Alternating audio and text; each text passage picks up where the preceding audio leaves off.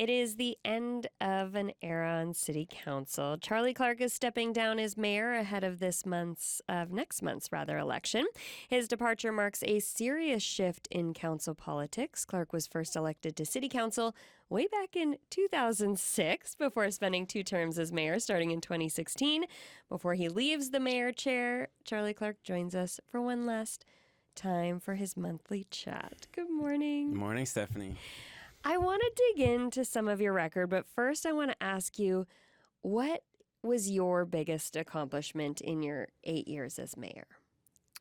Well, if I think back to when I first ran for city council, one of the reasons I think I was successful is that we had a picture of me and my wife Sarah and our little baby Simon on the cover of our campaign literature.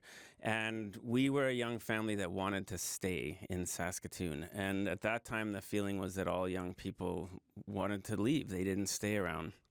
Now, as I leave as mayor, we're a city where I have that same boy, Simon, who was a baby, is now 19. And he and his friends, when I asked him when he graduated from high school, do people want to leave the city or do they see a future for themselves here? And he said, my friends, we all have plans to stay here. We see this as a place we want to live. And to me, that feels like one of the biggest successes that we have as a city is that inferiority complex that we used to have. I don't think it is there nearly in the same way. And young people now, I think, certainly feel this is a city that has energy. There's fun things to do. There's jobs. There's opportunities. And we've all worked very hard as a city council, as city staff, and as a community to create the conditions for that to happen. Was there anything about our city or any decisions made in council that kept you up at night as mayor?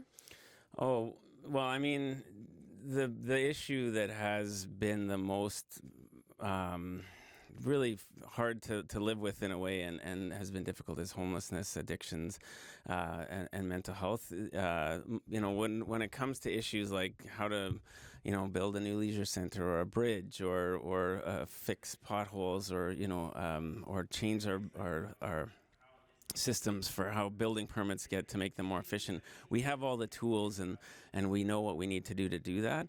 When it comes to addictions and homelessness and some of these issues, it has felt like everything we've tried to do, you're trying to make steps forward and despite all those efforts, we keep moving further and further back and seeing more people. And everything we have done has been hard to do too because of the concerns that everybody has about where shelters are located and whether or not the city's, has a role in doing this kind of work, and just the complexity and the number of factors involved has made it the thing that keeps me up at night because it's just so hard to wrap your arms around it and actually solve it. I've seen you get emotional talking about homelessness in our city and addictions. One of our reporters was reflecting on seeing you hand out backpacks to long lineups of people at White Buffalo Youth Lodge last month. You've been referred to as the people's mayor.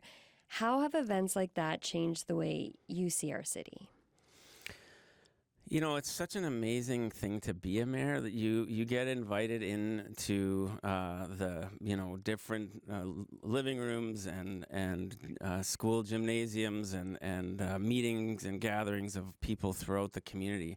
And when I go out and I talk to people who are homeless, if we're talking specifically about that population, people recognize me and they talk to me and they And they ask, they're struggling and they want help. And I think because of the chance you get to meet everybody in the community, it really gives you a chance to understand the humanity of your community. And I think knowing that you're in a role that has power and responsibility, but you can't always address all of these issues is where some of that emotion comes from. Because, I want us to live in a city where everybody goes to bed at night with a warm, blankets on them and a sense of security and well-being. And far too many people, that's not the case. And it's gotten worse, actually, in many cases since COVID and some of the drugs that have come into our community and the housing challenges people have faced. So, I take seriously those relationships and the goal we have of who we ultimately want to be as a city. How hard is that to process and to know, you're trying your best, but you're not able to solve this?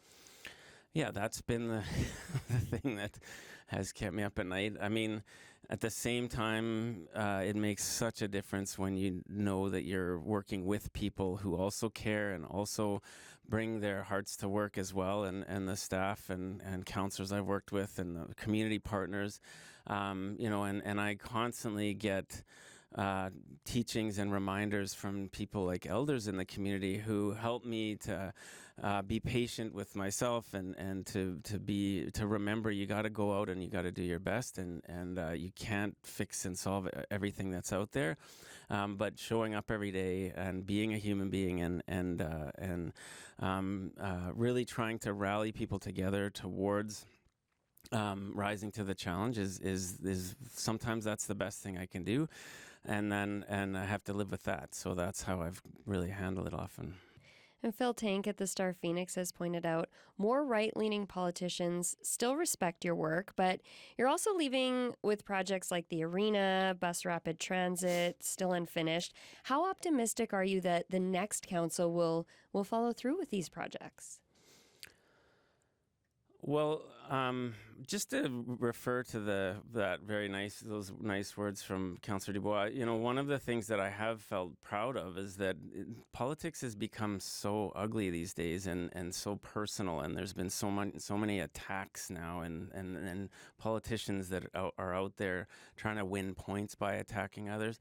And our city council has stayed as focused on problem solving and treating each other with civility, treating our staff with civility, and that has been one of the things I feel most proud of in today, because I think that's what people are looking for in politicians and leaders, and we need leaders to be out there showing that you don't have to fight each other, and that in fact the energy that goes into fighting each other is energy that is not going into problem solving.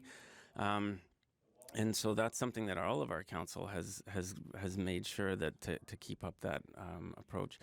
In terms of how council is going to handle these next, there are big issues to work out. The downtown event and entertainment district is certainly a huge one. The reality is that something has to be done. I mean, we are a city that is growing at a record population. We're a city that is taking our place in the world, and we're going to still want to be the city that hosts big concerts when they go through, world-class events, the World Juniors, and SaskTel Centre and TCU Place are not going to be able to do that. And so what we tried to do the best we could do is plan and prepare and not be the council that in 15 years from now they look back and say, why didn't somebody plan for the replacement of these facilities? Now, so it's going to be hard work for the next council to figure out how are we going to get the money that's needed to build this, and how do we make sure that we can do it without having it be a big burden on a property tax levy or something like that. And we know it's expensive. Everything's expensive now. We tried to lay out here are the options of how you could do that. There's going to be some tough negotiations with provincial and federal governments, but I don't see another option but to keep working towards it, so that our city can be a city that continues to be that city that young people say, this city's got energy, and that revitalization of the downtown is a big part of that. I can't have you here and not ask you if you are endorsing anyone for mayor. No, I'm not. I mean, I think it's important for the next mayor to be their own mayor, to not be seen as getting there other than from their own efforts. But what I will say is that I think that as people are looking towards the election, I hear people talking about Saskatoon being broken, and this idea that somehow, we have these significant problems. And we do have problems when it comes to homelessness and addictions and mental health. But we also are in very good financial position. We're one of the only 3 cities in the country that Standard & Poor's rated as having the strongest financial management, debt position, and budgeting performance in the entire country. And we're a city that is on the rise. And that in order to be that city, you need to pay attention to more than just property taxes and fixing potholes and hiring police. You have to have a vision for how to make sure that people have a sense of belonging in a city. And you have to create places that people love, like River Landing and the Remy Modern and the new Pawateton basketball courts.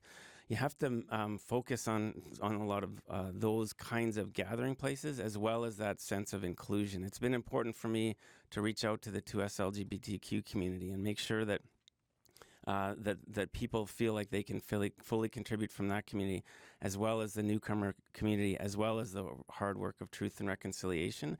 And so I just would ask people to look and say, does this mayor have a vision for the whole city, or is it just the sort of the old style fix potholes and reduce crime, and that's all it takes? Because it takes more than that to create a city that people love.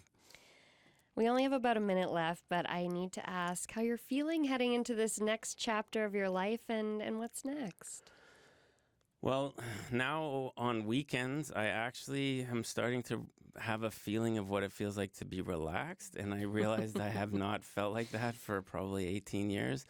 I'm able to be more present. I was helping my daughter Rachel with their homework over the weekend, and able to not be distracted by what crises are going on and other things, which is really nice. And so I'm gonna appreciate that. I have to get myself back to health too. I got some work to do there.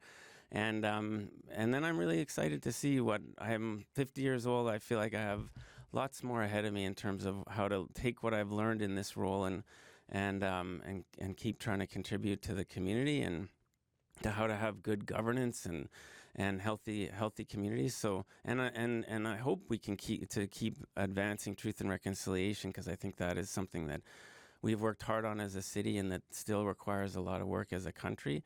But I got to take a little bit of time to get back to being Charlie, not Mayor Charlie, and then figure out what that looks like. All right. Well, a big thank you to your family for giving up you and sharing your time with the city. And thank you for everything that you've done for our city and for joining us this morning. Thank you, and to the team here at CBC for all you do to keep telling the story of our community. It's so important, especially these days in the media environment we have.